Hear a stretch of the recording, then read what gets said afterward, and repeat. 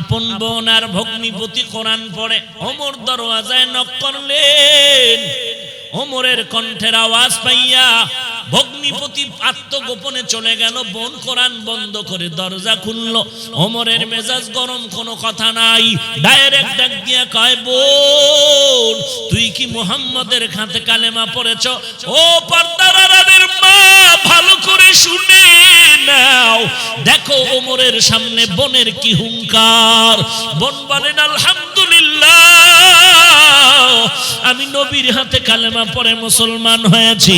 ওমর ডাক দিয়ে কয়, রে বোন, কালেমাটা ফিরাইয়া দাও। বোন ডাক দিয়ে কয়, ভাই আমি এমার্জেন্সি অসুস্থ রোগী, হঠাৎ আমি দামি ঔষধ খাইলাম, ঔষধ আমার শরীরের শিরা উপশিরায় গিয়া মিশে গেছে, আমি ছিলাম জাহান্নামের আসামি, আল্লাহর নবীর কালেমার ঔষধ আমি সেবন করেছি, এখন আমার ওই কালেমা শরীরের সব জায়গায় মিশ্রিত হয়ে আছে, তুমি যদি এখন কালেমা ফিরায় চাও দেওয়া যাবে না, বিনিময়ে তুমি আমার হাত কাটো, পা কাটো, বাধা নাই, কালেমা ফিরায় দেওয়া যাবে না, কখনো কালেমা ফেরত দেওয়া যাবে না।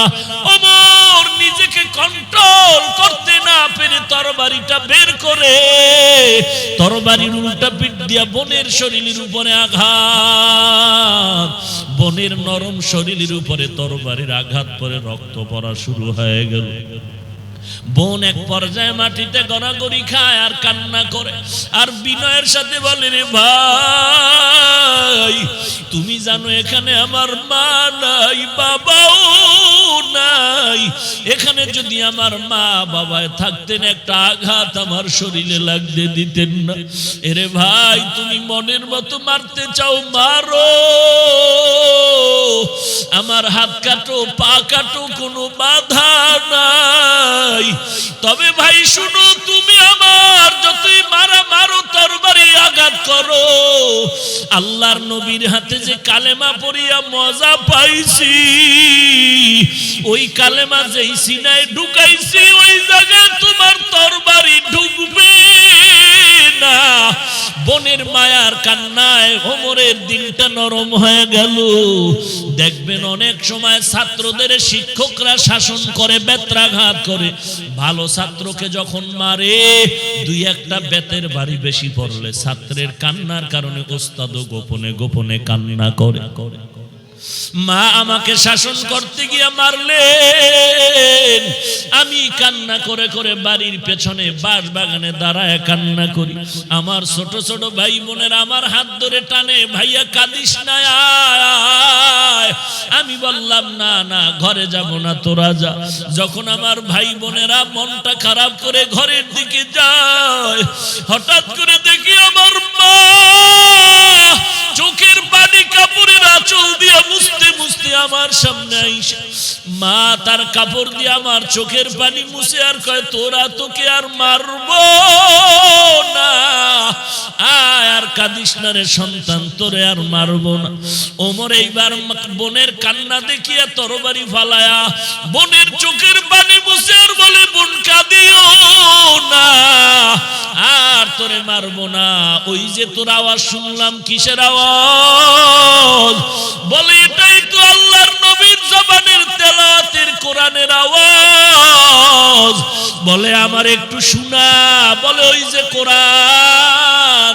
বলে আমি পড়বো। বলে আগে গোসল করে পাক হয়ে নাও, তুমি মুশরিক, তুমি নাপাক। ওমর পাক হইয়া আল্লাহর কালামটা দরিয়া তেলাওয়াত শুরু করলো। আরবের মানুষ আরবি ভাষা জানে। তাহা মা আনজালনা আলাইকাল কুরআনা লিতাশকা। এরে আল্লাহর বান্দা, আল্লাহ তাআলা তার হেদায়েতের জন্য দুইটা আলোর সিস্টেম করেছেন। দুনিয়াতে চলার জন্য যেমন দুইটা আলো লাগে, চোখের আলো, সূর্যের আলো, চাঁদের আলো। চোখের আলো আছে, চাঁদের আলো নাই, চলতে পারে না। চাঁদের আলো আছে, চোখের আলো নাই, সেও চলতে পারে না। আল্লাহর হেদায়েতের জন্য দুইটা আলো লাগবে, নূরুন আলা নূর। একটা তো জন্মগতভাবে আল্লাহ প্রত্যেকটা মানুষের মধ্যে দিয়েছে। আল্লাহকে চিনার মতো ক্ষমতা ঈমানের নূর, আর একটা হলো কোরআনের হেদায়েতের নূর। ওমরের থেকে এতদিন কোরআনের আওয়াজ দূরে ছিল, যখনই কোরআনের আওয়াজ গিয়া অন্তরের মধ্যে ধাক্কা লেগেছে, ওমরের চোখের পানি বের হয়ে গেল। ওমর ডাক দিয়ে কয়, বোন, এত সুন্দর কথা তো জীবনে শুনি নাই, এই কোরআনের কথা এত সুন্দর, না জানি কোরআনওয়ালা নবী কত সুন্দর। চলো মুহাম্মদের একটু আমাকে দেখাইয়া দাও, এত ভালো মানুষটাকে আমি কেন চিনব না। ওদিকে মায়ার নবী কান্না করে, ও দয়ার মালিক, ওমরের তুমি ইসলামের জন্য কবুল করে নাও। ভগ্নিপতি আর ওমর এবার রওয়ানা হয়ে গেল, আমার নবীর দরবারে হাজির। প্রহরী সাহাবায়ে কেরাম গিয়া কয়, নবী, ইসলামের বড় দুশমন ওমর আসছে, বলেন এখন হত্যা করে ফেলব। নবী বলে, না না, আমার দোয়া কবুল হয়ে গেছে। ওমর এখন আমাকে মারার জন্য আসে নাই, নিজেই মারার জন্য হাজির। ওমরের আসার রাস্তা বানায় দাও। এবার হযরত ওমরের জন্য রাস্তা বানায় দিল। ওমর পয়গম্বরের দরবারে গিয়ে তরবার এটা দিয়া বলে, পয়গম্বর, আমাকে আপনি মাফ করে দেন, আমি বুঝতে পারি নাই, আমার মতো খারাপ এই জমিনে কেউ নাই। আপনি তরবারি নিয়ে আমার মাথা গর্দান কেটে দেন, তবে গর্দান কাটার আগে আমাকে মুসলমান বানায় দেন, আমি মুসলমান হতে চাই। আল্লাহর নবীর হাতে ওমর কালেমা পড়ে মুসলমান হয়ে গেল।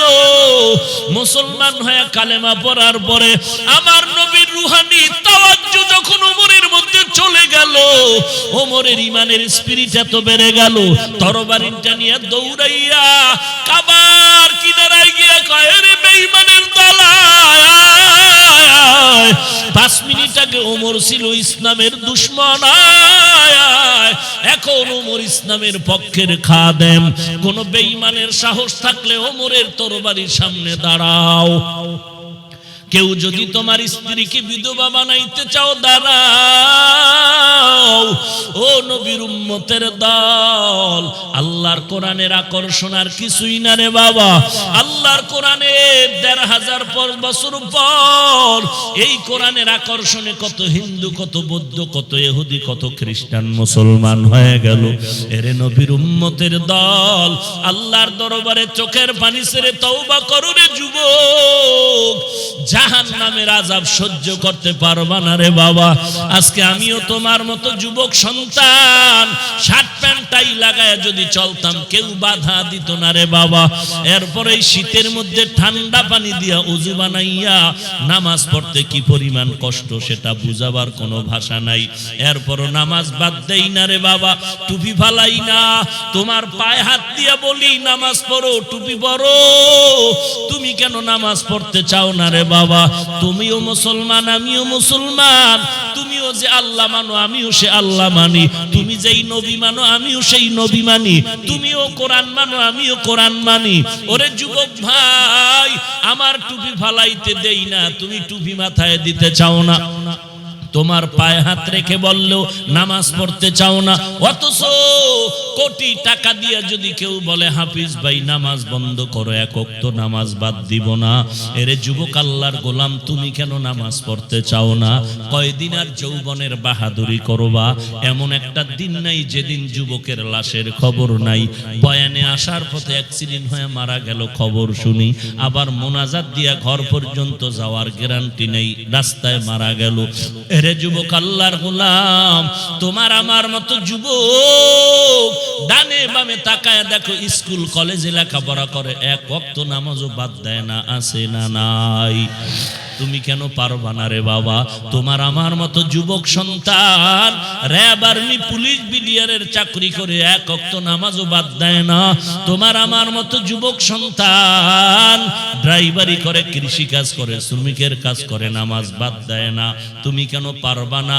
তুমি কি মনে করেছো আল্লাহর কোরআন যা বলছে মিথ্যা বলছে? না না, এক জাররা পরিমাণ গুনাহ নিয়ে যদি কবরে যাও, আল্লাহর নবী বলে গেলেন গুনাহগারের জন্য কবর হবে জাহান্নামের টুকরা। ওই কবরের মধ্য থেকে যখন আল্লাহর ফেরেশতারা তিনটা প্রশ্ন করবে, রবের পরিচয় দাও, ধর্মের পরিচয় দাও, রাহমাতুল লিল আলামিনের পরিচয় দাও। দুনিয়াতে যদি তোমরা রবের সাথে সম্পর্ক না রাখতে পারো, ইসলামের সাথে যদি তোমার লেবাস পোশাক না থাকে, কবরে গিয়ে আফসোস করবে, হা হা লা আদরি, আফসোস আমি কিছুই জানি না। আল্লাহর অর্ডার হয়ে যাবে, এরে কবরের মাটি দুই পার্শ্ব থেকে চাপ দাও। কবরের মাটি দুই পার্শ্ব থেকে চাপ দেওয়া শুরু করবে। আল্লাহর নবী বলেন এই চাপে পাজরের হাড়গুলো চুরমার হয়ে যাবে। একটা নয়, দুইটা নয়, কবরে 70 থেকে 99টা সাপ। অন্ধকার কবরে জাহান্নামের আগুন, দুনিয়ার আগুনের তাপ সহ্য করতে পারো না রে বাবা। কিয়ামতের ময়দান আরো কঠিন আযাব। এই সূর্য জমিন থেকে 9,30,00,000 মাইল উপরে, এরপরও গরম সহ্য করা যায় না। এর নবীর উম্মত আর গুনাহগার কিয়ামতের ময়দানে যখন দাঁড়াবে, আল্লাহ বলবে সূর্য তুই মাথার উপরে নেমে যা। সূর্য মাথার উপরে এসে আল্লাহ বলবে তোর 12টা মুখের তাপ ছেড়ে দাও। সূর্যের তাপে গুনাহগারের মাথার মগজগুলো টাস টাস করে ফেটে যাবে। জাহান্নামের আওয়াজ আল্লাহকে বলবে, আল্লাহ গুনাহগার গুলো আমাকে দাও, গুলো আমার পেটের মধ্যে দাও, পেটে বড় ক্ষুধা। ওই দিন একটা নেকের টানে মা সন্তানের পরিচয় দিবে না, সন্তান মা বাবার পরিচয় দিবে না। এরে পর্দার আড়ালের মা, আমিও বান্দা মায়ের সন্তান, আমারও মা, আমার মাও মা, তুমিও মা। আল্লাহওয়ালাদের মা, কোরআনওয়ালাদের মাও মা, তুমিও মা। মনে কি চায় না একজন আলেমের মা হয়ে কবরে যাও? ও বৃদ্ধ বাবাজিরা, মনটা কি চায় না একজন কোরআনওয়ালার বাবা হয়ে কবরে যাও? তুমি মরণের পরে সন্তান জানাজার ইমাম হয়ে নামাজ পড়াবে, তোমার কবরের কিনারায় গিয়া সন্তান পড়বে ইয়াসিন ওয়াল কুরআনিল হাকীম ইন্নাকা লামিনাল মুরসালিন আলা সিরাতিন মুস্তাকিম তানজিলাল আজিজির রহিম লিতুনজিরা কওমান মা উনজিরা আবাউহুম ফাহুম গাফিলুন। আল্লাহর কোরআন পড়বে তো নবী বলেন কোরআন পড়া মাত্র কবরের আযাব মাফ হয়ে যাবে। এমন একটা সন্তানের বাবাও হতে পারলা না, এমন একটা কোরআনওয়ালার মা হতে পারলা না, এমন একটা কোরআনওয়ালা স্ত্রীও ঘরে নিতে পারলা না। ও মা, এমন একটা কোরআনওয়ালা স্বামীও পাইলা না।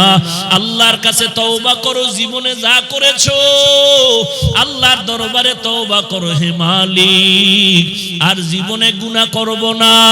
এই ময়দানে আমার নিজের গুনার দিকে যদি আমি নিজে তাকাই, মনে হয় আমার মতো গুনাহগার এই প্যান্ডেলের মধ্যে আর কেউ নাই।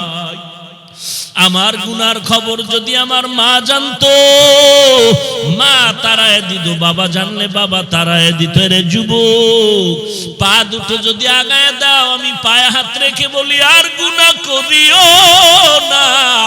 ও যুবক ভাই, কবরের আযাব সহ্য করতে পারবা না, স্কুলে পড়ো, কলেজে পড়ো, ভার্সিটিতে পড়ো, চাকরি করো, ব্যবসা করো, নবীর সুন্নত অনুযায়ী চলো, 5 ওয়াক্ত নামাজ আদায় করো, মা বাবার খেদমত করো, আল্লাহওয়ালা ওলামায়ে কেরামের বিরোধিতা না করে দোয়া নাও। দেশের বিরুদ্ধে, জাতির বিরুদ্ধে কোনো ষড়যন্ত্র করবা না। গলায় ছুরি আসবে, মরে যাবা, তারপরও নামাজ বাদ দিবা না। সবার কপালে হেদায়েত আসবে না, সবাই জান্নাত পাবে না রে বাবা। যার ইচ্ছা হয় তওবা করো, গলায় ছুরি আসলে মরে যাব, তারপরও নবীর বিরোধিতা। বদ আমল দুই প্রকার, আর এক প্রকার মুনকার, যেটা বুঝার জন্য দলিলের প্রয়োজন, বিবেক দিয়ে সমাধান হবে না। যেমন সিজদা করা সওয়াব না গুনাহ? কি আওয়াজ বুঝে শুনে বলবেন? সিজদা করা সওয়াব না গুনাহ? কেউ যদি এই সিজদাটা গায়রুল্লাহকে দেয়, কবরে দেয়, মাজারে দেয়, কারো পায়ে দেয়, কি হালাল? সবাই একমত? হ্যাঁ, আপনি যে বলতেছেন হারাম, যারা দেয় এরা কি হারাম মনে করে দেয়? তারা তো মহামূল্যবান সওয়াবের কাজ মনে করে দেয়। আপনি যদি গিয়ে এখন এই বেটা বন্ধ করেন, এটা শিরক, বলে চুপ বেটা, কিসের শিরক? দলিল দে, তুই যে শিরক বললি। আপনি বলবেন মানে না, আপনিও মানেন না, দলিল লাগবে, বিবেক দিয়া সমাধান হবে না। আপনি বললেন ইবাদতের জন্য আল্লাহ ব্যতীত কাউকে সিজদা দেওয়া চূড়ান্ত হারাম। আপনি ঠিক কইলে কি হে ঠিক না কয়ে বয়ে থাকবো? সেও দলিল নিয়ে বসে আছে। রে ভাই, আমরা যে সম্মানের মাজারে আর কবরে আর পীরের পায়ে সিজদা দেই, এটা তো ইবাদত হিসেবে দেই না, তাযীমান, সম্মানের জন্য দেই। আপনি বলবেন দলিল কি? বলবে দলিল নে, তারপরও চেঁচামেচি করিস না। এক নাম্বার দলিল, আদম নবীকে ফেরেশতারা সিজদা করেছিলেন সম্মানের। আরো দলিল চাও? বলে আরো দে। বলে ইউসুফ নবীর কদমে সিজদা করেছিলেন সম্মানের জন্য তার মা বাবা ভাইয়েরা। এখন সে তো দলিল দিল, বাস্তব দলিল, মিথ্যার কিছু নাই।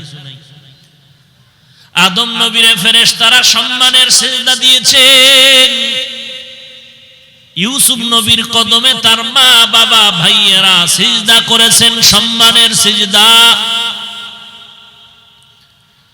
তখন কিন্তু ভাইজান দলিল দেয়া হবে না। নোয়াখাইল্লা বরিশাল্লা ধাক্কা দিয়া তারে ঠেকায় দিতে হবে, জিজ্ঞাসা করতে হবে তুই কোন নবীর উম্মত বল। অবশ্যই বলবে আমি আখিরি নবীর উম্মত, আদম নবীর উম্মত না, না ইউসুফ নবীর উম্মত না, বলে না। ফাইনাল জবাব, মুহাম্মদের শরীয়তের মধ্যে, দ্বীনের মধ্যে, মুহাম্মদের এই ধর্ম আর আদর্শের মধ্যে সম্মানের জন্য হোক আর ইবাদতের জন্য হোক, আল্লাহ ছাড়া কাউকে সিজদা দেওয়া হারাম। যদি কাউকে সিজদা দেওয়াটা সম্মানের জন্য জায়েজ হইতো, তাহলে পৃথিবীতে সর্বোচ্চ সম্মানের পাত্র আমার নবী। আমার নবীর মতো দামি কেউ আছে?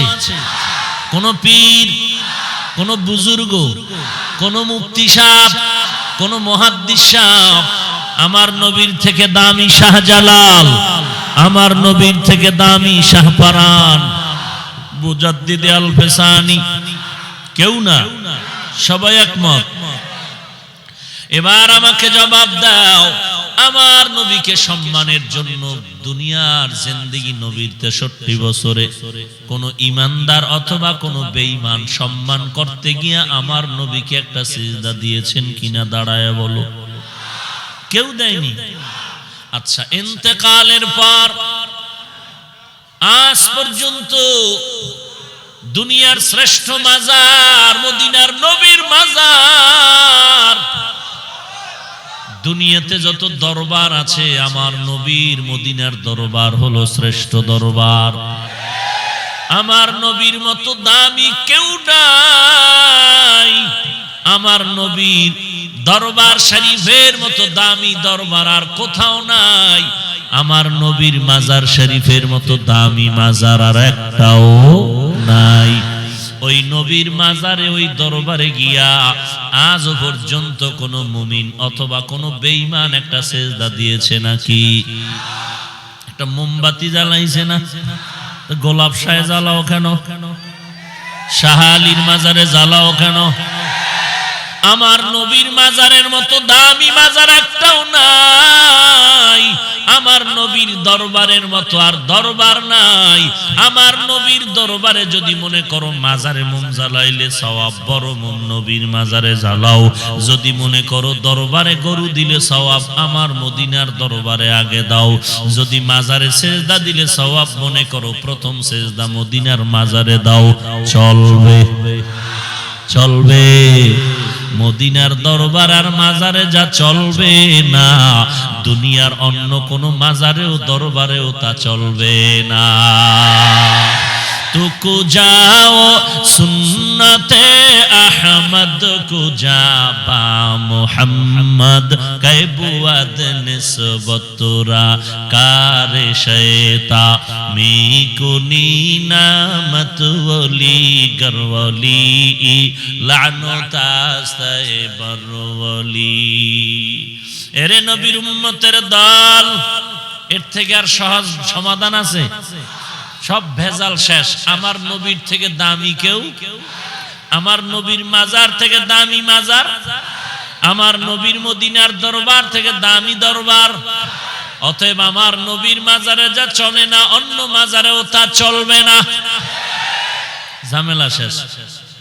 एरपरও যদি কেউ ঝামেলা করতে চায় তার সাথে জুতা মোবারকের মোলাকাত। الذي خلق الموت والحياة ليبلوكم أيكم أحسن عملا وهو العزيز الغفور।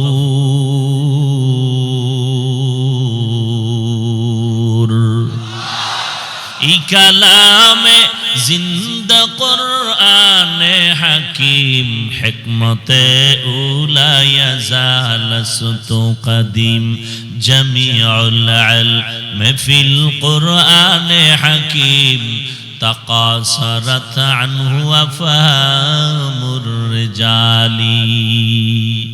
भाईरा आमार,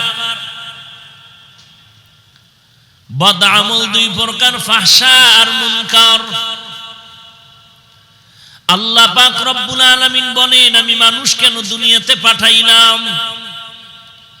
মনে করেছো মনের মতো কয়েকদিন আনন্দ করবি, কোনো কাজ করা লাগবে না, মন মতো ঘুরে ফিরে আসবি, অনর্থক বানাইছি না। না, আফা হাসিবতুম আন্নামা খালাকনাকুম আবাসা أفحسبتم أنما خلقناكم عبثا وأنكم إلينا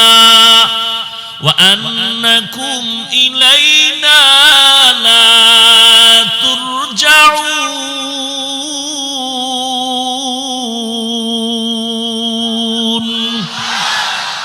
بخا قرآ كلام बशनो कदीमस्ती कदीमस्ती नईनो।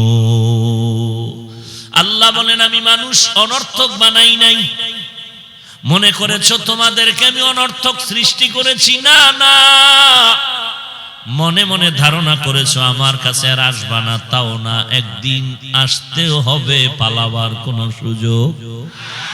মরণ থেকে যতই পালাও মরণ তোমায় নিবে ঘিরে। যদিও সুদূর আকাশ পানে লুকাও, সেথায় লাগিয়ে সিঁড়ি। নদী পথে নৌকা চালাও ও মাঝি ভাই, বেলা ডোবার আগে আমি ওপার উঠতে চাই।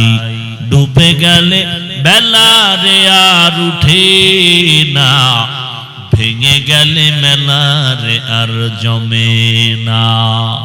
নদীরে পার ভাঙে ওপার গড়ে, এই তো নদীর খেলা।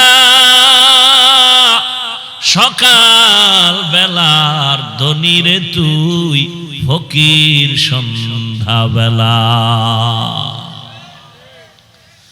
নমরুদ পালাতে পারে নাই, ফিরাউন পালাতে পারে নাই, সাদ্দাত পালাতে পারে নাই, কারুন পালাতে পারে নাই। কত বড় বেঈমান এই নমরুদ!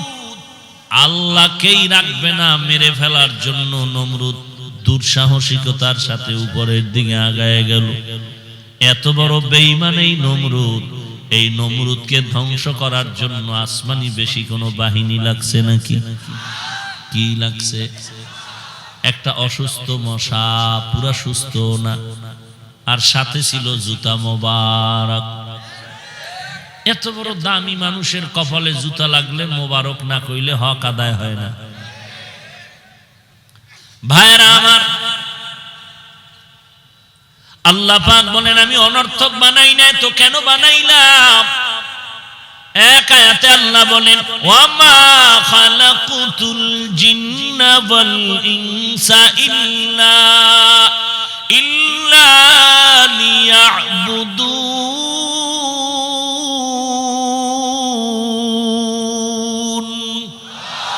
মা খালাকুতুল জিন্না ওয়াল ইনসি বিখা জুজ ইবাদাত নিস্তে মাকসুদ আজ্জাহা।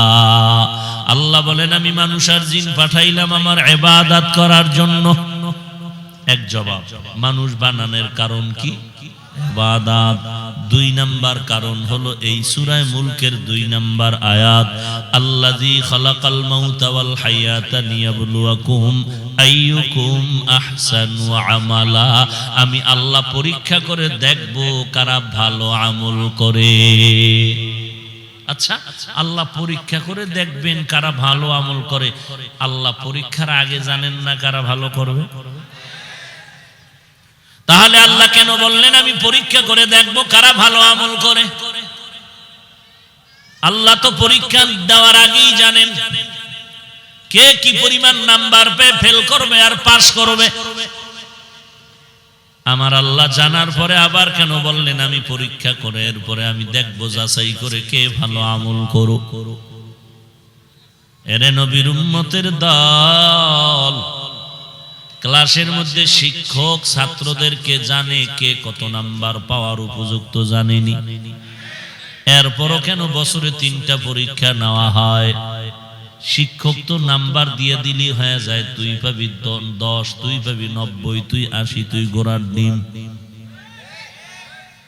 শিক্ষক কোন নাম্বার না দিয়া জানে এই ছাত্রটা এই কোয়ালিটির এই পরিমাণ নাম্বার পাবে, না দিয়া কেন পরীক্ষা নেয়?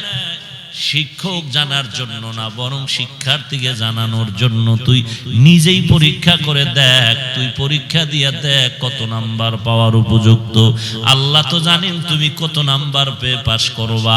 আল্লাহ যদি নাম্বার দেয় তুমি দোষ দিবা আল্লাহ একটু পক্ষপাতিত্ব করছে। আল্লাহ কয় দরকার নাই, তুই নিজে জমিনের মধ্যে গিয়া পরীক্ষার হলে ঢুকিয়া নাম্বার নিয়ে পরীক্ষা দে। হাতের লেখা ভালো লাগবে, আমল ভালো লাগবে, ইখলাস ভালো লাগবে, সব লাগবে। নিজে আমলের পরীক্ষা দিয়া নিজেই নির্ণয় কর তুই জান্নাতি নাকি তুই জাহান্নামী। हकीकत से तू दुनिया बेखबर है, दुनिया की नुमाइश पर नजर है। नमी गुयम के अज दुनिया जुदा बाश बहर कारे के बाशी बा खुदा बाश। जिसते दुनिया अज खुदा गाफिल बुदन नकामाशो नकरा हो फरजिंदोजा। আসল হাকিকত হলো আল্লাহ জানার জন্য পরীক্ষা করেন না, বরং পরীক্ষার্থীকে জানানোর জন্য পরীক্ষা। শিক্ষক তো ভালো করে জানেন কোন ছাত্র কত নাম্বার পাবে, এরপরও কেন পরীক্ষা? পরীক্ষার্থীকে জানানোর জন্য তুই কত নাম্বার পাওয়ার উপযুক্ত তুই নিজের পরীক্ষা দিয়ে নিজে নির্ণয় কর। আল্লাহ বলেন আমি পরীক্ষা কেন দিব? কিসের পরীক্ষা? বলে আমি আল্লাহ দেখব কারা ভালো আমল করো। আকসারু আমালা বলেননি, বলেছেন আহসানু আমালা। কে বেশি আমল করো এটা আল্লাহ দেখবেন না, দেখবেন কে ভালো আমল করো। বেশি আমল না ভালো? ভালো করে বুঝেন। 50 বছর নামাজ পড়তে পড়তে কপালে দাগ লাগাইছেন, সুদের ব্যবসা ছাড়েন না। আর একজনে মাত্র 5 বছর নামাজ পড়তেছে, সুদের সাথে জড়িত নাই। আপনি 1000 বছর নামাজ পড়লো, একটা সেজদা কবুল হবে না, কারণ সুদের খাতায় নাম। শুধু সুদের খাতায় নামে শুধু নামাজ হবে না তা না, নিজে আপনি আপন গর্ভধারিণী মায়ের সাথে জিনার গুনাহ করতেছেন। নাউযুবিল্লাহি মিন যালিক। কিয়ামতের দিন দেখবেন আমলনামায় নিজের মায়ের সাথে জিনা করার গুনাহ।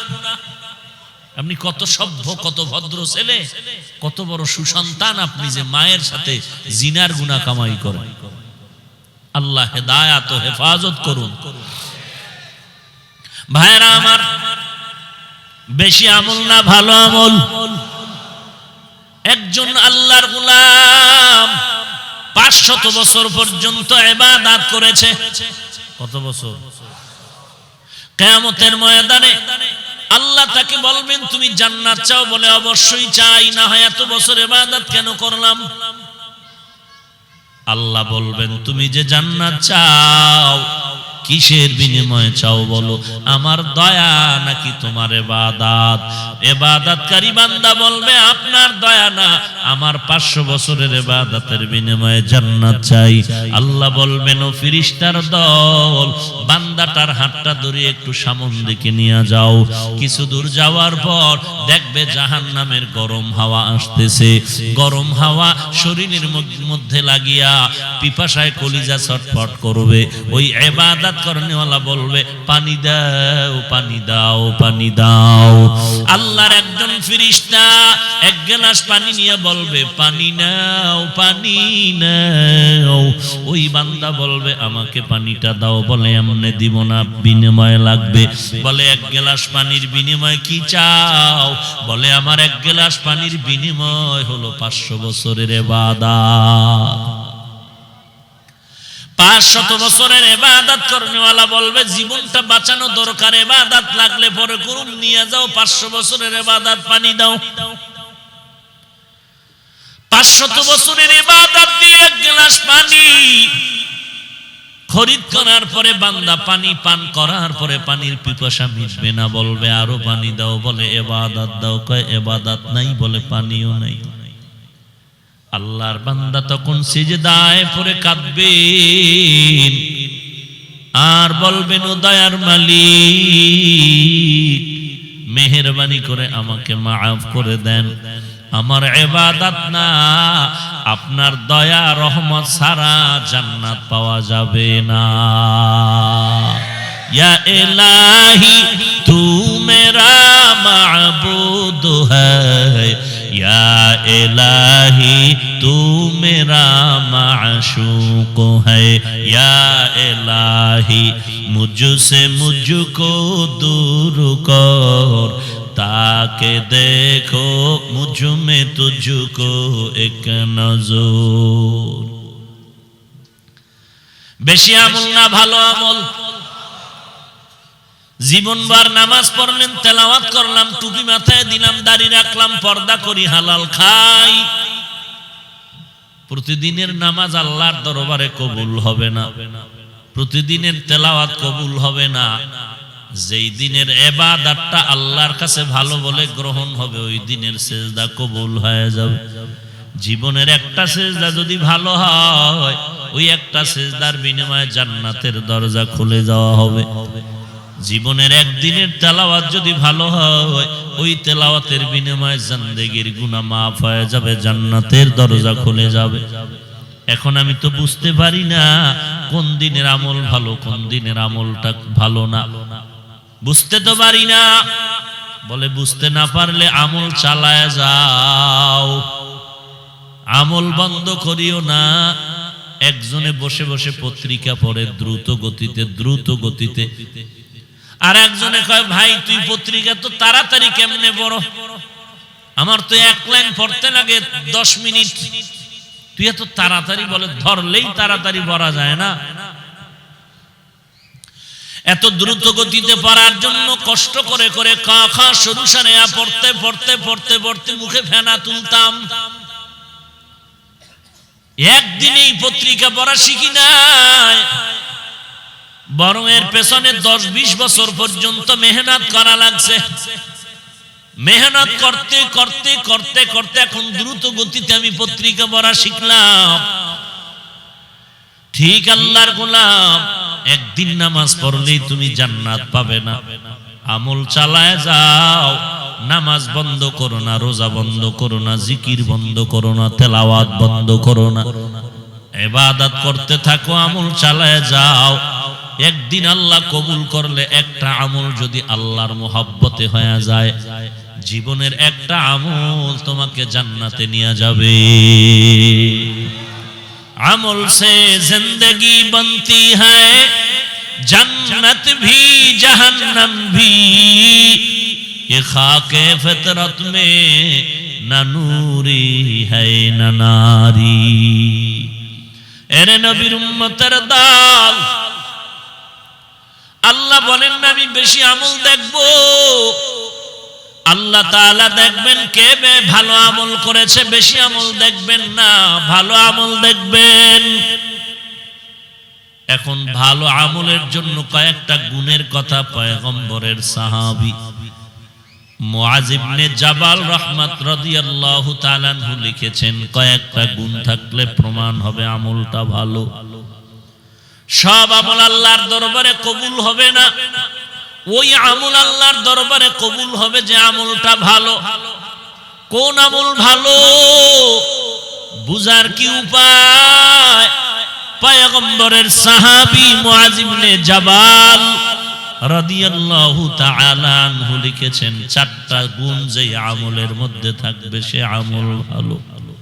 আর যে আমলটা ভালো এটাই কবুল। আর আমল কবুল হওয়া মানে জান্নাতের টিকিট রেডি। বেশি আমল না ভালো আমল? ভালো আমলের জন্য কয় গুণ লাগবে? নবীর সাহাবী মুআজ কোন ইলম? নামাজ পড়া যেমন ফরজ, নামাজের পদ্ধতি জানাও ফরজ। যাকাত দেওয়া যেমন ফরজ, যাকাতের পদ্ধতি শিখাটাও ফরজ। এরে নবীর উম্মতের দল, যেই পরিমাণ ইলম শিখলে হালাল হারাম পার্থক্য করিয়া চলা যায়, যেই পরিমাণ ইলম শিখলে জায়েজ না জায়েজ পার্থক্য করে চলা যায়, এই পরিমাণ ইলম শিক্ষা করা সবার জন্য ফরজ। মাওলানা হওয়া ফরজ না, মুফতি সাহেব মুফাসসির হওয়া ফরজ না, কামিল পাশ করা ফরজ না, বরং তোমার ইলম শিক্ষা করো ওই পরিমাণ, যেই পরিমাণ ইলমের দ্বারা তুমি হালাল হারাম নির্ণয় করে হালাল চলতে পারো, জায়েজ আর না জায়েজ, বৈধ অবৈধ চিহ্নিত করে তুমি চলতে পারো। আর এক ব্যাখ্যায় ইলম শিখা ফরজ, যেই ইলম শিখলে তুমি আমার আল্লাহর মারিফত অর্জন করতে পারো। মেরা এজাজো করদন বেহিসাব, খলকেরা দাদন জওবে বাসওয়াব, হক না দারদ দোস্তে খলকা জারেরা, নিস্তে ই খসলত একে দিনদারেরা। ভালো আমলের জন্য কয় গুণ? এক নম্বর গুণের নাম ইলম। قال النبي صلى الله عليه وآله وسلم خيركم من تعلم القرآن وعلمه। আল্লাহর নবী বলেন, জমিনের মধ্যে সর্বোত্তম ওই ব্যক্তি যার উপরে আর শ্রেষ্ঠ নাই, যে কোরআনের ইলম শেখে অন্য কেউ শিখায়। এদের মতো দামি আর কেউ নাই। দুনিয়াতে যত পড়া পড়বেন, কোন একটা পড়ার মধ্যে একটা অক্ষরের নেক পাবেন, কোনো গ্যারান্টি কেউ দিতে পারবে না, কোনো বেঈমানও পারবে না। কিন্তু আল্লাহর কোরআন এমন একটা ইলমের কিতাব, একটা অক্ষর উচ্চারণ করা মাত্র আমল নামায় 10টা নেক লেখা হয়। আজকে মুসলমানের কাছে সেই ইলমের কোরআন আছে, তেলাওয়াত নাই। কই গেল সেই ফজরের পরে মসজিদের বারান্দায় ছোট বাচ্চাদের মক্তবের কোরআন পড়া? এখন তো মুয়াজ্জিন সাহেব আজান দিতে যখন ফজরের সময় উঠে, আম্মা জান উঠে সন্তানকে ইংরেজি পড়াবে। কোরআনের ফজিলতের কথা শুনিয়া আল্লাহর বান্দা নিয়ত করলো কোরআনটা পড়ানো দরকার, আমি পারলাম না তো সন্তানটাকে পড়াই। সকালবেলা পড়ানোর কায়দা নেই, স্কুলে যাওয়া লাগবে, বিকালে প্রাইভেট, কখন পড়াবে? সন্ধ্যার পরেও প্রাইভেট। একটা টাইম বের করেছে, একটা অল্প টাইম, যেই টাইমটা বাচ্চাদের খেলাধুলার সময়, আসর থেকে মাগরিব। মুয়াজ্জিনের বলে, হুজুর আসর থেকে মাগরিবের মধ্যে আমার সন্তানটারে কোরআন শিখায় দিবেন, 50 টাকা দেওয়া হবে। একদিন মুয়াজ্জিন সাহেব গেল, দুদিন গেল, খবর নাই। মা ভেতর থেকে বলে, সন্তান খেলার মজা পেয়ে আর পড়তে চায় না, এই টাইমে পড়েনি কেউ। এইভাবে করে করে কপালটা পুড়ে ফেললো। কিয়ামতের দিন বাবা আফসোস করবা, আল্লাহ যেদিন কোরআনওয়ালাদেরকে নিয়ে বসবেন আর বলবেন, তোরা বস, আজকে আমি আল্লাহ নিজে কোরআন তেলাওয়াত করে শোনাবো। ওরে আল্লাহর বান্দারা, একটা কথা চিন্তা করবেন, এই যত বয়ান করা হয়, আলেম ওলামারা যত বয়ান করে, ইসলামের কথা বলে। ইসলাম একটা সত্য ধর্ম। জান্নাত আছে, জাহান্নাম আছে। গুনাহগারের জন্য জাহান্নাম, নেক আমলওয়ালার জন্য জান্নাত। এই যে এত কিছু আলেম ওলামারা বলে, এই সব কিছুর মূল ফ্যাক্টরি কোরআন শরীফ। তোমার বিবেকের জিজ্ঞাসা করো, কোরআন যদি বলো সত্য, এই বয়ান সত্য, তুমি গুনাহ নিয়ে কবরে গেলে আযাব হবে সত্য, কিয়ামতের ময়দানে কঠিন শাস্তি হবে তাও সত্য, কোরআন তার দলিল। আল্লাহ চ্যালেঞ্জ দিয়ে দিয়েছে, একটা ভুল পারলে বের করে দেখাও। এখনো আলেমরা চ্যালেঞ্জ দিয়ে রাখছে, একটা ভুল বের করলে দেখাও, পারলে দেখাও। কোরআনের মধ্যে একটা ভুল বেশি লাগবে না, একটা ভুল বের করে দেখাও। কালকে থেকে আমরা দাড়ি টুপি ফালাইয়া শার্ট প্যান্ট টাই লাগায় নাচ গান করবো। তুই কি করবি? তোর থেকে বড় বড় বেঈমানেরা বহু অপচেষ্টা কম করে নাই।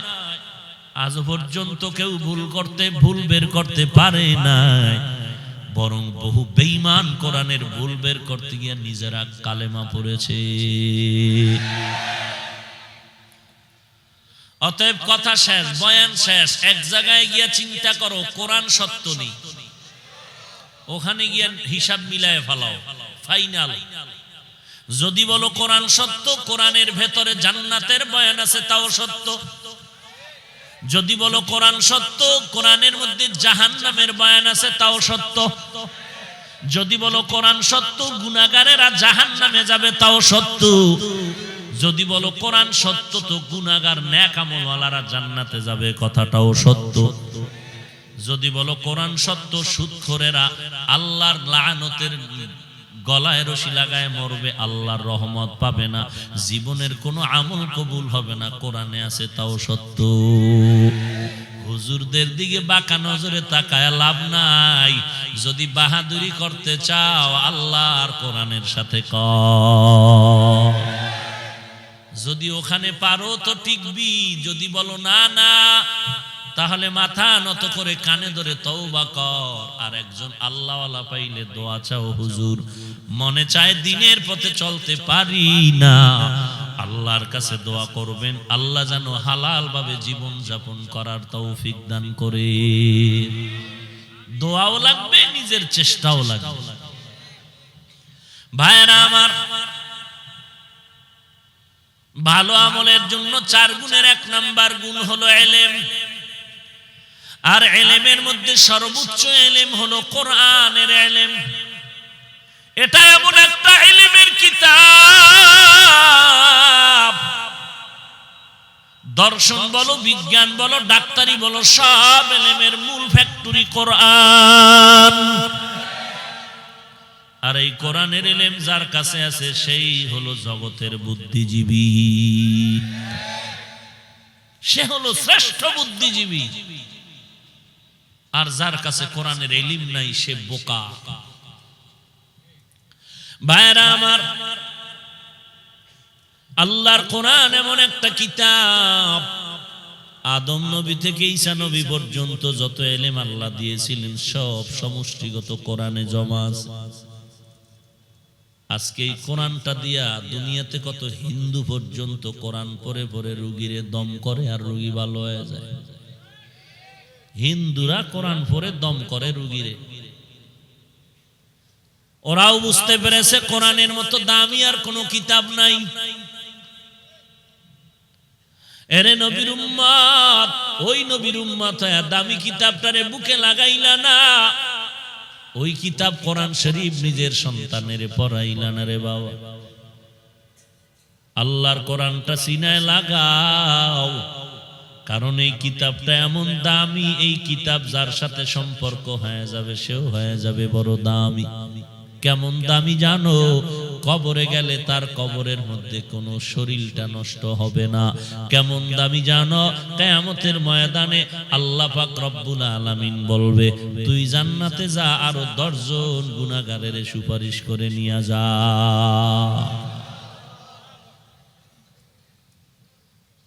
দুনিয়াতে যত ভাষা আছে, কোরআনের ভাষা শিখা খুবই সহজ। টাইম মাত্র 2 মাস। কয় মাস? 2 মাস। ভালো ব্রেনওয়ালার জন্য 1 মাস। দৈনন্দিন 1 ঘন্টা টাইম, 30 দিন।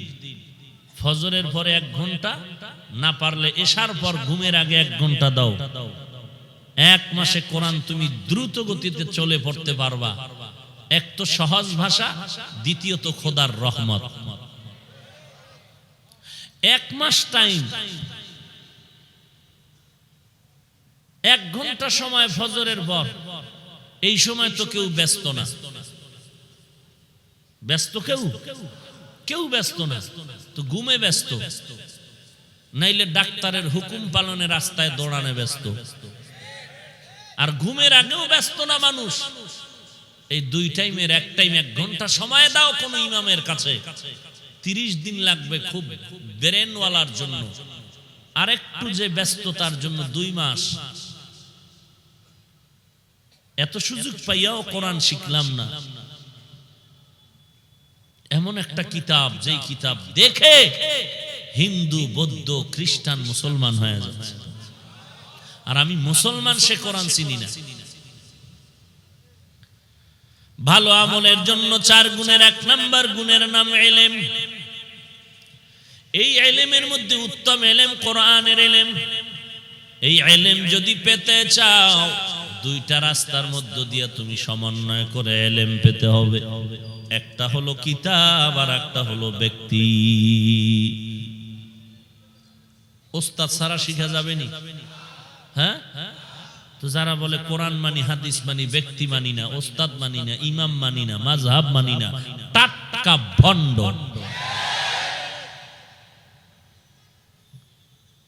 ওস্তাদ লাগবে নি? সাহাবায়ে কেরাম নবীর দেখে আমল করছেনি কেন? তখন কোরআন হাদিস ছিল না, তো থাকতে আবার নবীরে ধরবে কেন? নবীরে দেখে আমল করবে কেন? কোরআন হাদিস দেখে না আমল করবে। ওই সময় কোরআন হাদিস তারা বুঝতেন না। হ্যাঁ, কেমন বুঝতেন? আবু হানিফার থেকে কম না বেশি? কেমন বেশি? কোনো তুলনা নাই। তুলনাহীন কোরআন বুঝার পরেও সাহাবায়ে কেরাম নবীকে দেখে দেখে আমল শিখলেন কেন? আবার সাহাবায়ে কেরামদেরকে দেখে দেখে তাবেঈনরা আমল শিখলেন কেন? তাবেঈনদেরকে দেখে দেখে তাবেঈ তাবেঈনরা আমল শিখলেন কেন? অথচ সবাই কোরআনের উপরে অভিজ্ঞ ইলমওয়ালা। বুঝায় দিলেন, মাস্তানি করিস না রে বাটপার। নিজে নিজে পণ্ডিত হওয়া যায়, ইবলিস হওয়া যায়, আল্লাহর গোলাম হওয়া যায় না। নিজে নিজে শয়তান ইবলিস হওয়া যায় পণ্ডিতি করে, কিন্তু আল্লাহ পাওয়া যায় না। আল্লাহরে পেতে হলে, ভালো ডাক্তার হতে হলে তোমার লেখাপড়া সার্টিফিকেট যথেষ্ট না। একজন অভিজ্ঞ ডাক্তারের সাথে সময় লাগাও। ভালো সুনামওয়ালা ইঞ্জিনিয়ার যদি হতে চাও, লেখাপড়া সার্টিফিকেট যথেষ্ট না। একজন অভিজ্ঞ ইঞ্জিনিয়ারের পেছনে তুমি সময় লাগাও। বাঙালি এত খারাপ, এই কথাটা বুঝছে, ধর্মের বেলায় বললে বুঝতে চায় না যে যদি নিজের জীবনটারে ভালো বানাইতে চাও একজন খাঁটি আল্লাহওয়ালার সাথে সময় দাও। এইটা বুঝতে রাজি না, ওইটা বুঝতে দুনিয়ারটা, আখেরাতেরটা বুঝতে রাজি না। সোহবতে সালেহ তোরা সালেহ কুনাত, সোহবতে তলে তোরা তলে কুনাতে জমানা, সোহবতে বা আউলিয়া বেহতার আজ সদ সালে তাআত বেরিয়া। বান্দা তুমি আয়নাটা খুলিয়ে যেমন তাকাইলে নিজের চেহারাটা দেখতে পাও, আল্লাহর কোরআন এটা কালামুল্লাহ, এটা খুললে তুমি আল্লাহকে দেখতে পাইবা। এরে নবীর উম্মতের দল, কেমন একটা কিতাব আল্লাহ আমাদেরকে দিলেন, যেই কিতাব এমন সুন্দর। আবু জাহাল সারাটা দিন নবীর বিরোধিতা করে, রাতের বেলা গোপনে আবার নবীর ঘরের কিনারায় চুপে চুপে নবীর তেলাওয়াত শুনে। আবু জাহিল্লা কি ব্যাপার রে বাটপার, বলে মুহাম্মদের যতই গালি দেই কিন্তু তার কোরআন তেলাওয়াত এত মজা লাগে রে, এত সুন্দর মজার কোন তেলাওয়াত আর কোথাও নাই। ইকালামে জিন্দা কোরআনে হাকিম, হিকমতে উলা ইয়াজানাসতু কদিম, জামিউল ইলমি ফিল কোরআনে হাকিম, তাকাসারাত আনহু আফহামুর রিজালি। আল্লাহর কোরআন এমন সুন্দর, এই এলাকায় যত বিল্ডিং আছে একটা বিল্ডিং এর এত দাম নাই কোরআনওয়ালা মাদ্রাসার ঘরের যেই দাম। একটা সামান্য কাপড়ের দাম নাই, কোরআনের সাথে লাগলো কাপড়ের দাম বেড়ে গেল, গিলাফ নাম হলো। এই কাঠের কোনো দাম নাই, কোরআনের সাথে লাগলো রেহাল নাম হলো, দাম বেড়ে গেল। আমি বান্দার কোনো দাম নাই, আল্লাহর কোরআন সিনায় লাগলো তো আল্লাহ সম্মানের জায়গায় বসায় দিলেন। এরে নবীর উম্মতের দল, আজকে আলেম ওলামা হাটহাজারীর হুজুর হেলিকপ্টারে দৌড়ায়, কত সর্বোচ্চ সম্মান। ওরে হাটহাজারীর হুজুর হেলিকপ্টারে দৌড়ায় না, হুজুরেরা দৌড়ায় না, আল্লাহর কোরআনের সম্মান উঁচু হয়ে গেছে। আল্লাহর কোরআন, এরে মুমিনের দল, ওই কোরআন এত মহব্বতের কথা, একটা কথা বারবার শুনতে মজা লাগে না, কোরআন যত শুনি ততই মজা লাগে। মজা লাগে না? আলহামদুলিল্লাহি রাব্বিল আলামিন, আর রহমানির রহিম, মালিক ইয়াউমিদ্দিন, ইয়্যাকা না'বুদু ওয়া ইয়্যাকা নাস্তাঈন, ইহদিনাস সিরাতাল মুস্তাকিম, সিরাতাল লাযীনা আন'আমতা আলাইহিম, গায়রিল মাগযুবি আলাইহিম ওয়ালাদ-দাল্লিন।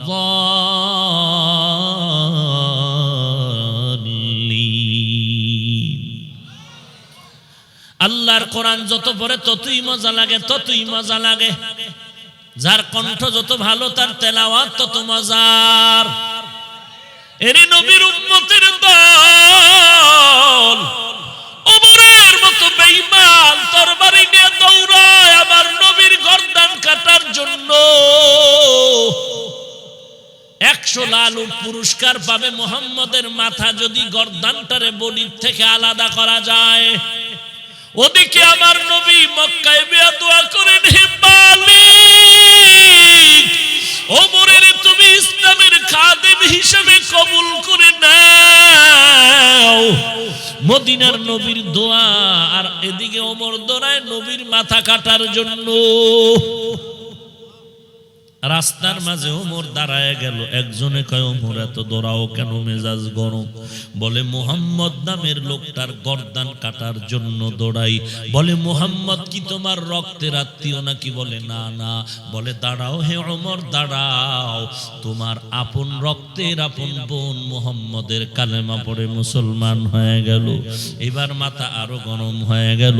আগে আমার বোনের সাইজ করিয়া নেই, তারপরে মুহাম্মদের চিন্তা করব। ওদিকে মায়ার নবী ঘুমায় না, আর সে আজিমের সাথে মোলাকাতের তাআল্লুক লাগায় কান্না করে। ও দয়ার মালিক, 39 জন মুসলমান হয়ে গেল আমার দলের আল্লাহ। এখন আমি চাই একজন ওমরের মতো বীর যোদ্ধা তুমি কালেমাওয়ালা বানায় দাও। আল্লাহর তরফ থেকে নবীর দোয়া তো কবুল হওয়ার কথা, ফেরত আসবে না। আর সে আজিম থেকে আল্লাহ পাক নবীর দোয়া কবুল করলেন। ওমর দৌড়ায় এবার নিজের আপন বোনের ধ্বংস সাইজ করার জন্য, বিচার করার জন্য। বোনের বাড়ির দরওয়াজায় গিয়া ওমর দাঁড়ায়, শুনে ভেতর থেকে কোরআনের আওয়াজ। আপন বোন আর ভগ্নিপতি কোরআন পড়ে। ওমর দরওয়াজায় নক করলেন। ওমরের কণ্ঠের আওয়াজ পাইয়া ভগ্নিপতি আত্মগোপনে চলে গেল। বোন কোরআন বন্ধ করে দরজা খুলল। ওমরের মেজাজ গরম, কোনো কথা নাই। ডাইরেক্ট ডাক দিয়ে কয়, বোন তুই কি মুহাম্মদের খাতে কালেমা পড়েছ? ও পর্দার আড়ালের মা, ভালো করে শুনে নাও। দেখো ওমরের সামনে বোনের কি হুঙ্কার। বোন বলেন, আলহামদুলিল্লাহ, আমি নবীর হাতে কালেমা পড়ে মুসলমান হয়েছি। ওমর ডাক দিয়ে কয়, রে বোন, কালেমাটা ফিরাইয়া দাও। বোন ডাক দিয়ে কয়, ভাই আমি এমার্জেন্সি অসুস্থ রোগী, হঠাৎ আমি দামি ঔষধ খাইলাম, ঔষধ আমার শরীরের শিরা উপশিরায় গিয়ে মিশে গেছে। আমি ছিলাম জাহান্নামের আসামি। আল্লাহর নবীর কালেমার ঔষধ আমি সেবন করেছি। এখন আমার ওই কালেমা শরীরের সব জায়গায় মিশ্রিত হয়ে আছে। তুমি যদি এখন কালেমা ফিরায় চাও, দেওয়া যাবে না। বিনিময়ে তুমি আমার হাত কাটো, পা কাটো, বাধা নাই। কালেমা ফিরায় দেওয়া যাবে না, কখনো কালেমা ফেরত দেওয়া যাবে না। ওমর নিজেকে কন্ট্রোল করতে না পেরে তরবারিটা বের করে তরবারির উল্টা পিঠ দিয়া বোনের শরীরের উপরে আঘাত। বোনের নরম শরীরের উপরে তরবারির আঘাত পরে রক্ত পড়া শুরু হয়ে গেল। বোন এক পর্যায়ে মাটিতে গড়াগড়ি খায় আর কান্না করে, আর বিনয়ের সাথে বলে, রে ভাই তুমি জানো এখানে আমার মা নাই, বাবাও নাই। এখানে যদি আমার মা বাবায় থাকতেন, একটা আঘাত আমার শরীরে লাগতে দিতেন না। এরে ভাই, তুমি মনের মতো মারতে চাও, মারো, আমার হাত কাটো, পা কাটো, কোনো বাধা নাই। তবে ভাই শুনো, তুমি আমার যতই মারো, তরবারি আঘাত করো, আল্লাহর নবীর হাতে যে কালেমা পড়িয়া মজা পাইছি, ওই কালেমা যেই সিনায় ঢুকাইছি, ওই জায়গায় তোমার তরবারি ঢুকবে না। বোনের মায়ার কান্নায় ওমরের দিলটা নরম হয়ে গেল।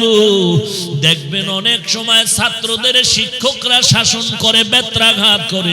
ভালো ছাত্রকে যখন মারে, দুই একটা বেতের বাড়ি বেশি পড়লে ছাত্রের কান্নার কারণে ওস্তাদও গোপনে গোপনে কান্না করে। মা আমাকে শাসন করতে গিয়ে মারলেন, আমি কান্না করে করে বাড়ির পেছনে বাঁশ বাগানে দাঁড়ায় কান্না করি। আমার ছোট ছোট ভাই বোনেরা আমার হাত ধরে টানে, ভাইয়া কাঁদিস না, আমি বললাম, না না, ঘরে যাব না, তোরা যা।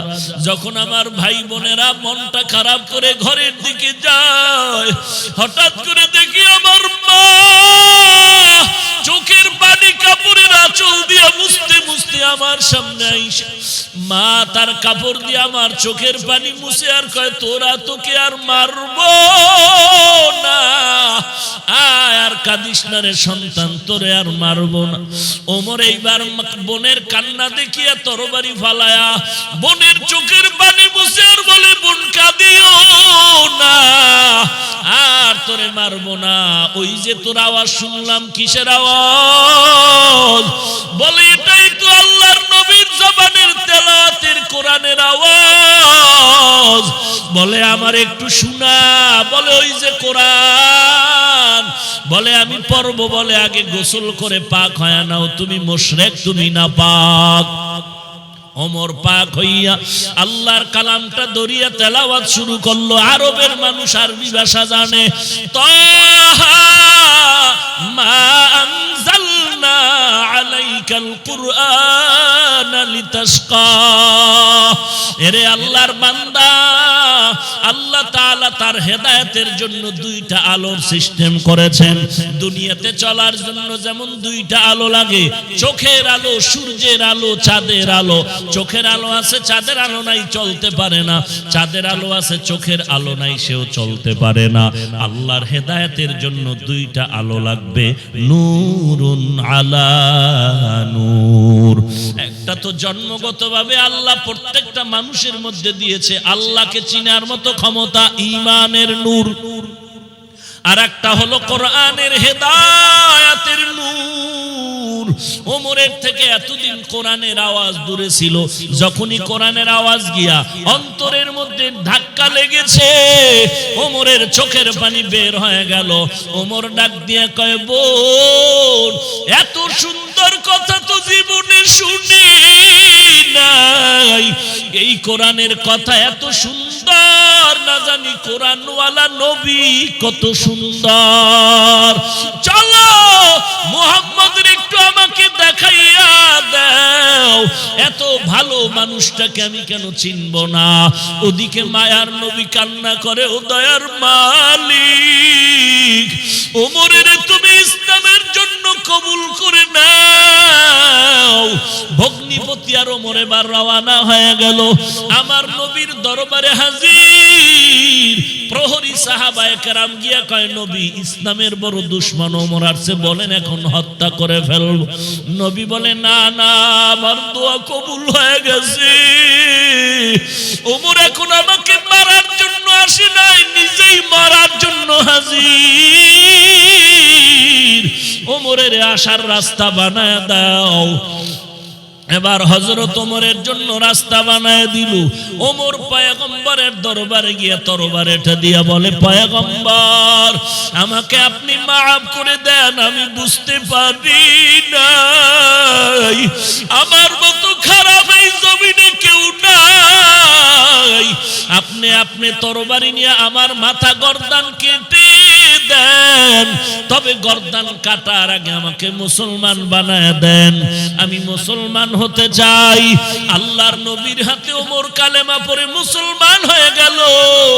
মুসলমান হয়ে কালেমা পড়ার পরে আমার নবীর রুহানি তাওয়াজ্জু যখন ওমরের মধ্যে চলে গেল, ওমরের ঈমানের স্পিরিট এত বেড়ে গেল, তরবারিটা নিয়ে দৌড়াইয়া কাবার কিনারায় গিয়ে কয়, রে বেঈমানের দল,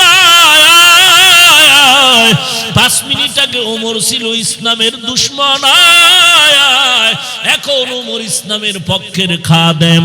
কোন বেঈমানের সাহস থাকলে ওমরের তরবারির সামনে দাঁড়াও। কেউ যদি তোমার স্ত্রীকে বিধবা বানাইতে চাও, দাঁড়াও।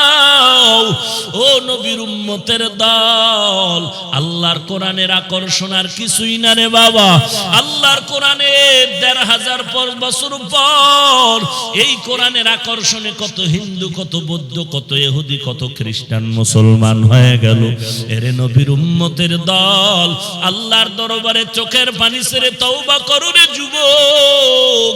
জাহান্নামের আযাব সহ্য করতে পারবা না রে বাবা। আজকে আমিও তোমার মতো যুবক সন্তান, শার্ট প্যান্ট টাই লাগায় যদি চলতাম, কেউ বাধা দিত না রে বাবা। এরপরে এই শীতের মধ্যে ঠান্ডা পানি দিয়া ওযু বানাইয়া নামাজ পড়তে কি পরিমাণ কষ্ট, সেটা বুঝাবার কোনো ভাষা নাই। এরপরও নামাজ বাদ দেই না রে বাবা, টুপি ফালাই না, তোমার পায়ে হাত দিয়া বলি নামাজ পড়ো, টুপি পরো। তুমি কেন নামাজ পড়তে চাও না রে বাবা?